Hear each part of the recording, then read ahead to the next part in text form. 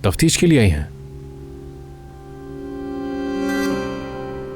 नहीं, मैंने तुमसे कहा ना बेटा, मैं बात करने आई हूं। और अब मेरी बात गौर से सुनो तुम। अगर हम किसी मुआहदे पर आ जाएं, तो मैं तुम्हारी मदद करूंगी। माफ कीजिएगा, समझा नहीं, हमारा मुआहदा किस बात पर होने वाला है?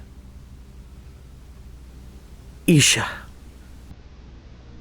अगर हम मुआहदा कर लें तो तुम अपनी बेटी ईशा से मिल सकोगे। आप बड़ी हैं इसलिए मैंने आपको घर के अंदर आने दिया, मगर लगता है मैंने गलती की आपको इज्जत देकर। बात सुने, ईशा मेरी ही बेटी है और मैं जब चाहूं उससे मिल सकता हूं।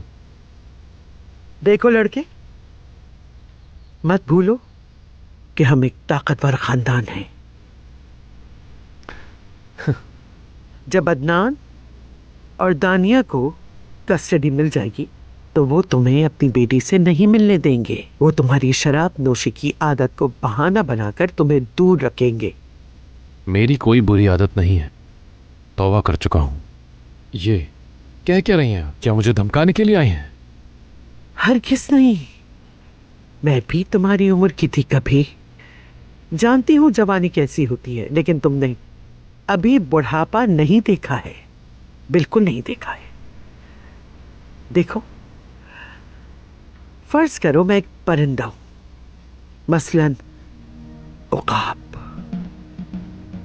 मेरी नजरें इतनी तेज हैं कि मैं मुस्तकबिल देख सकती हूं, इसीलिए आई हूं।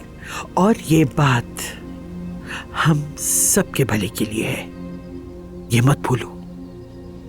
मुझे समझ नहीं आ रहा कि ये बात किसके भले के लिए है। अब तो और तजस्सुस हो गया है।